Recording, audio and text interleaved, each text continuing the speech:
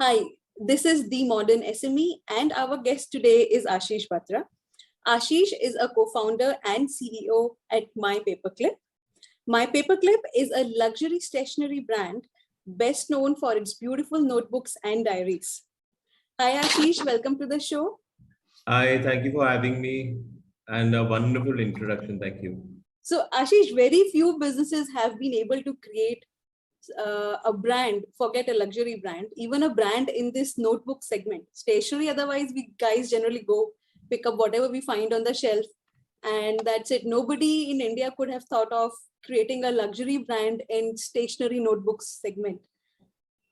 Just talk us through a brand mindset, man. How have you done it? How do you think about it? What is a luxury brand in your perspective? How do you approach it? So I think first and foremost, building a brand takes time, and you have to take some hard decisions on the way, and that's been our journey overall as well. I think we started in about 2013 with a focus to create a category which did not exist in India, primarily the premium segment of specifically notebooks, journals, desk essentials, and so on and so forth. So it was a very tough decision to, for a very price sensitive market like India, come up with a premium brand, that to something that is at such a mass scale. But deep down inside, we knew that, you give anything aspirational to the customer, you'll find a small market in the beginning, and with the rising middle class and, a growing country and so on and so forth, you will be able to make your niche in this. So yeah, there was a lot of persistence, a lot of hard work that went into making the brand it is today. And yeah, so those will be my 2 cents on the overall sort of what went into this and where we started. Yeah. So, how do you think about a brand? What did you do that such a brand got created in this segment? So I think as I said, we were very clear in the start, to primarily offer to the Indian customer what was not available. So as to what has been our story, let's take a step back, right? So we primarily focused on creating notebooks. We said the best paper in the world is available in Sweden, UK, United Kingdom, no, some parts of European countries.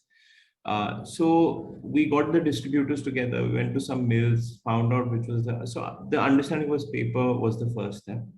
And then the obsession with perfection, to an extent that the thread that we use in our notebook is imported from Germany, because that's the best holding binding thread that's available. The materials that we used in terms of pasting and sticking and gluing are all 3M products, which are again the best in the world. So starting with the raw materials with the focus on perfection to create that perfect notebook that we proudly say that you rediscover the joy of writing when you use our notebooks. So I think that was a very clear focus with us, to have a great product, having it available at a decently right price. We always believed that offer the customer 10x the quality at 1.5x the price or 2x the price. And if you demand that price and the customer sees value, then you have a brand. And then you have a lot of people coming to buy your product. And once people buy and use and experience that product, that stays with them. And that's where the retention comes through, right? So a brand play is a play where you have a great product to begin with, and then you just keep at it. So when we also started, the scale was very small. We weren't growing like the likes of what we hear in the news today, 1,000 crores, 10,000 crores, and all of that.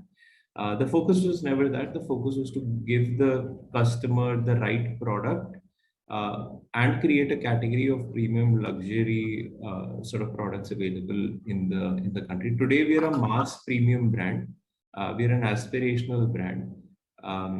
And yeah, I mean, that's what went into creating, or not creating, but starting up of the brand, and then persistence and doing this over and over and over again for 7, 8 years. And when we look back, we can now call it a brand. So yeah. So what I hear is one is obsession with quality and perfection Yep. in the product. Yes. But once we have a quality product, it's also about reaching out to people, creating that perception that the brand carries with itself. How did you do that? How did you create the reach out, the visibility, and that perception? So, actually, predominantly we started off as a retail brand. And this is in 2013-14, where the internet or commerce on the internet was just penetrating within the country. It was not too much. So we started off as predominantly a retail brand. We started in some retail stores and we made distributors. The typical, the retail model started. But as an ethos as a company, we always follow this thing where we say pilot everything and scale on success. So during 2013-14, very slow growth. We didn't know if it's going to fly or not fly, all of that. But we started getting repeat customers, which basically resonated our confidence in what we were trying to build back then. 14, 15 passed by, 16 onwards, we started experimenting a little bit with online marketing, a little bit with Amazon. A lot of times, so when 2 years passed by, a lot of times customers used to come back and say, "Oh, I run this company. Can you customize this notebook for me? Because I anyways use it." So around 15, 16, what we were doing was we were doing three things. We were doing a little bit of scratching the surface with our online platform. We were on some of the marketplaces trying to experiment what works, what doesn't work. And we were customizing for a couple of, people who ran their own companies and they said, we are users, so we'll do this. So three things we were, piloting with, apart from launching newer products and, maybe exploring new categories and stuff like that. So this was between 2013, 15, 16. 17, 18 onwards, we really pushed this a little bit. We said, okay, Amazon, we see a lot of scope. Online, we see a lot of scope. So let's try and push this. Around 19, COVID happened. And then we were fortunate actually enough to, since we were there at the right place at the right time where we had some online presence going on, we had to just power shoot it completely. We put that on steroids and that completely, like we grew at a rate of about 3x year on 2x year on year, 2 to 2.5x year on year. We were growing in every segment. So in terms of the segments, retail was obviously our bread and butter that was, coming through. Online substantially picked both Amazon and, all of that. And of course, our D2C presence, direct to consumer through our website, picked up substantially and we scaled up exponentially, during COVID times, which was very, very surprising for us as well. When this happened, a lot of product went into circulation. So if we were doing a couple of thousand notebooks, we were now doing we were serving about 1 million customers a year. And when 1 million customers were using your products, it was in circulation. A lot of people started seeing it. So our corporate business, the customization business, picked up automatically. So these are the 4 segments that we currently operate in. Our endeavor is to kind of slowly, just grow that substantially, month on month, year on year. All right. So I'll go back in time. You said you started with retail.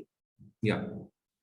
Would you remember how did you get the first retail distribution?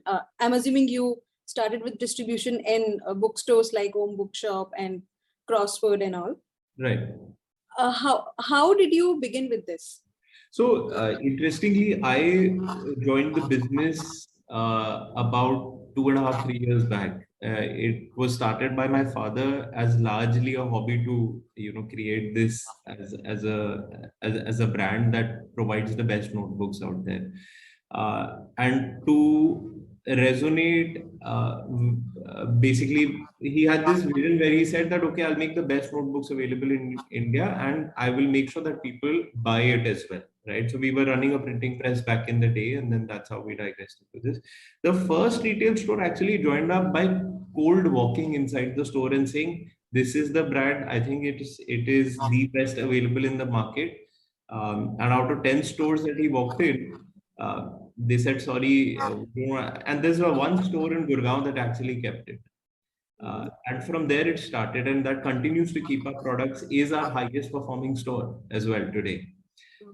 And once it kept it, people started using it, people started coming back and then going to other stores. So, there are multiple stores in a catchment area, where if one person shopped at an X stationery store, he goes to a mall, say tomorrow, and says, do you have paperclip products?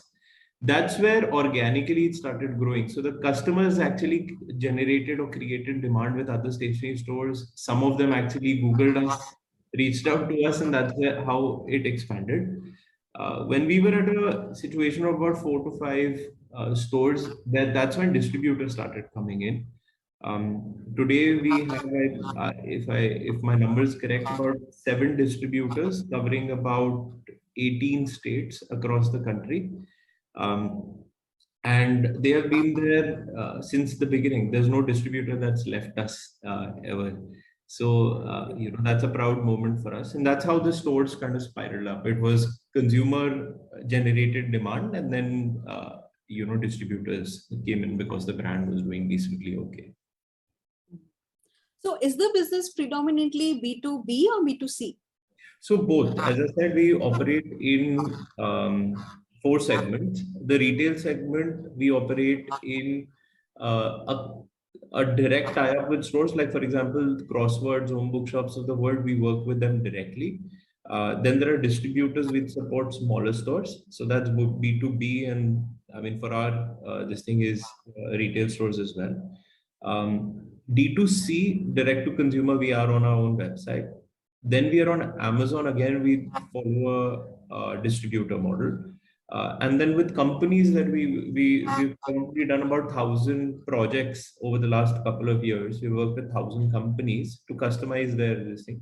So that comes usually directly to us, that business, by the company itself, or there are corporate gifting guys, corporate distributors that take the product and customize it for their use and for their clients' usage.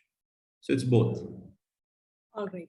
So since you have so many corporate tie-ups, you're working with so many of them, any insights that you would like to share on how you leverage your brand there, or any pricing negotiation insights that you could share, only if you could share?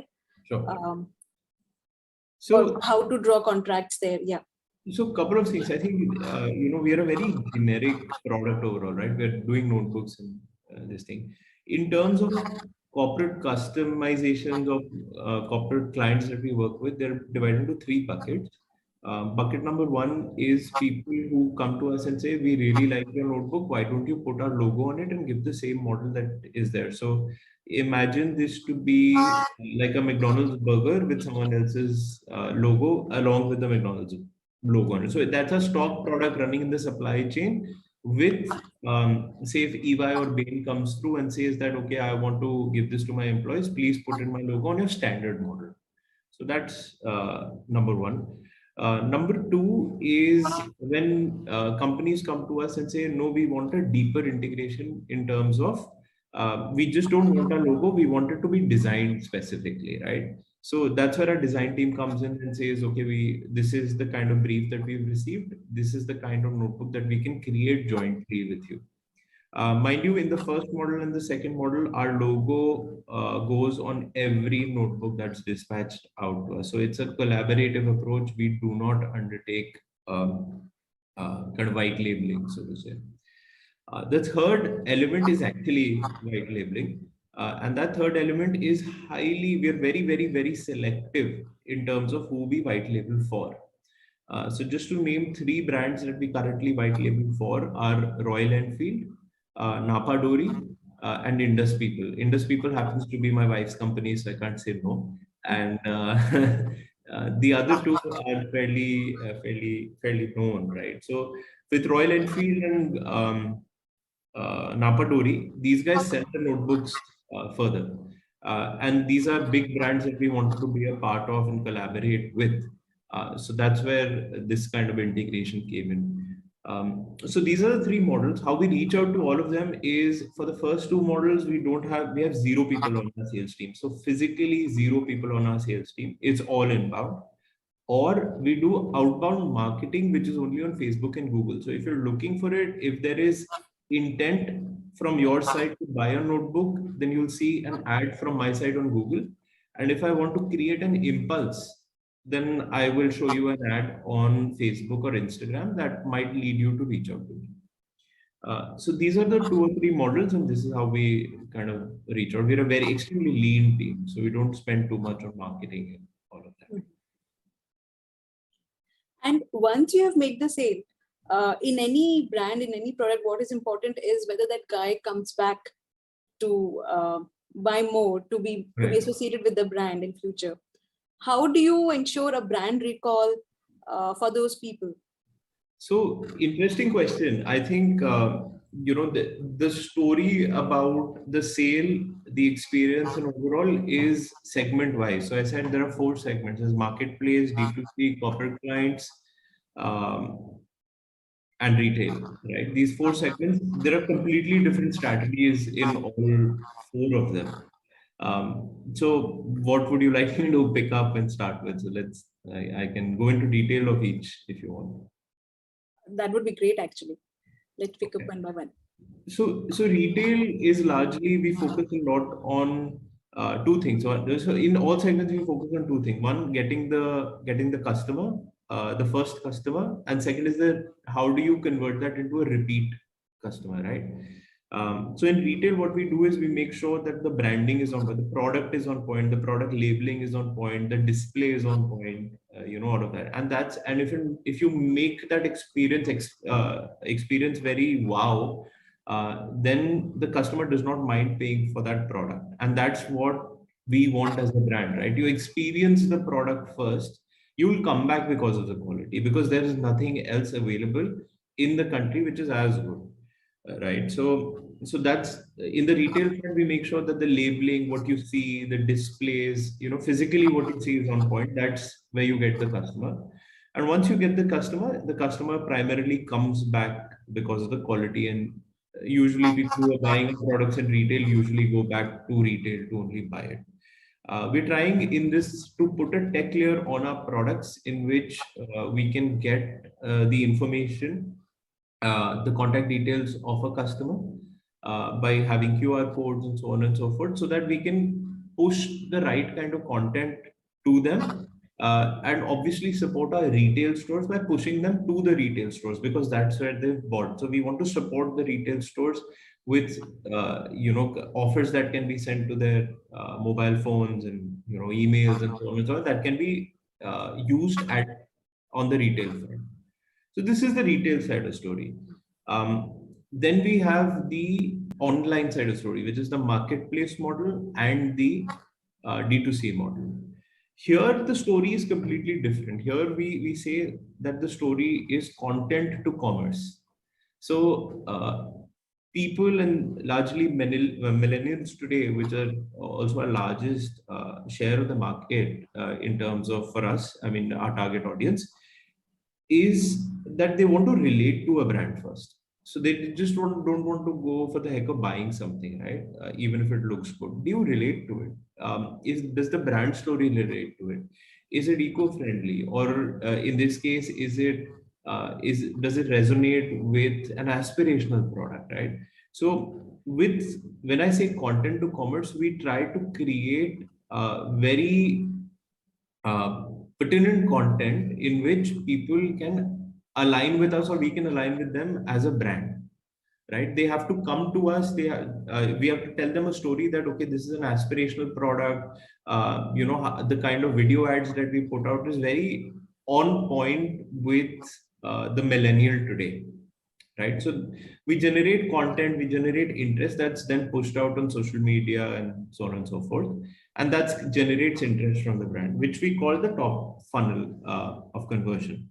The middle funnel of conversion is then basically the content that we use in the middle funnel is to say about the product, how good the product is, right? If you've shown some interest and come to my website, I know that you're looking at a certain product, then I'll basically tell you a little bit more about the product. Where is the paper sourced from? The notebook has an elastic closure, the ink doesn't bleed, that kind of stuff. And then once you're converted, we make sure that the product reaches you on time. So when commerce happens on our website or Amazon or wherever, we make sure that it reaches you in 2 days or earlier. Sometimes next day deliveries are there or same day deliveries are there. If it reaches you earlier, it reaches you at a certain time. The communication in the middle, has it been dispatched, where the product is, so on and so forth. And once you reach it, that opening experience, the wow factor of holding that product that you've ordered has to be right. And once, of course, you open it and all that, the writing experience has to be on point of what you saw on the website versus what you got. And that's our story of content to commerce. And then once you're using the product, now we have data and analytics built in to say that a particular product bought by a certain person on an average gets consumed within so and so time. And so how do you reach out to that person in a hyper granulated sort of communication, right? Don't bombard customers with anything and everything. So that's our online side of content to commerce story. Our story with the corporate customization clients has been similar. People come, they're users only, so they know the product. They come in. Our repeat customer rates there have been surprisingly high. We have a 70% repeat customer rate if a corporate buys the product. We have a 30% repeat customer rate if it's bought online. So that's the kind of numbers Impressive. that we're working on. And yeah, I mean, that's been the overall kind of strategy. In terms of the pricing overall, we don't follow a transfer price or a cost plus model. We always follow an MRP discounting model. And we purposely do this because we are an aspirational brand. We're not a discounting brand overall. That goes with creating the perception of the brand. Exactly. Exactly. Stuff that you talked about, content, that was very interesting. I would like to delve into a little more detail there. Like you said, you create top funnel content, middle level content, and you push it. What are the platforms that you use to push that content to the right people? So currently, we're using all of Meta's offerings. We're using Facebook. Okay, let me take a step back and say there are two types of overall buckets that we target, right? So there is a bucket of intent, right? People who are in the market and have expressed intent online to buy a notebook. For these people, we target them on Google because the intent is already there, and I mean that's where they're searching, right? To create impulse, we market on Facebook and Instagram. Both these content are different, right? The content on Google is someone who's already in the market, wants to buy a notebook. You basically have to sell them, okay, a great notebook. While on Facebook, you're trying to create impulse where you're saying, oh, this is such a great notebook. If you use it like this is going to happen. If you use an ink pen, this is your experience. Look at how nice the notebook looks. All of this. So there's more video sort of side of content there. And that's where impulse is created, right? You're showing something and giving them a wow feeling and creating that impulse. So buy it now. And then, of course, the cherry on the topping will be a little bit of discounts or just deals here and there, some bulk offers if they can buy. So that's the kind of marketing that we do. In terms of the video content, we kind of dwell that down on Facebook. If you use video content, that's dwell down into 2 or 3 types of content. One is, of course, about the brand. The brand, as a brand, we say rediscover the joy of writing, or it's a perfect gift. For some products, we say it's a perfect gift. For some products, we said get ready to be organized for the organizers. So that's the kind of content that we're creating to create brand awareness and aspiration. Once you are interested, which we get to know by your click-through rates and stuff like that, we try to push you content about the product itself. So in the first type of content, you'll see more zoomed out shots, more models talking about it and stuff like that. But when you click through that ad, you will be shown more detailed content, more zoomed in content about the notebook, how the texture is, how the feel of the cover is, what happens when you write it with an ink pen, stuff like that. It sounds like a very well thought out strategy. We try to, but I think, every time data surprises us. So we keep on, again, we pilot everything, scale on success. Uh, could you talk about some important tools that you use while doing all this? So I think we're heavily invested into technology. So surprisingly enough, serving 1 million customers a year, our ops team is of 2 people.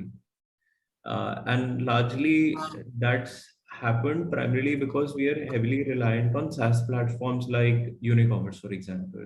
We Like, have like Unicommerce or Uniware, and then we have API integrations with uh, any platform possible, right? So if an order comes on our website or on Amazon or anywhere, our inventory is on this one ERP system overall that connects everywhere. Correct. So inventory management happens like this. Once it's fed in, it's there.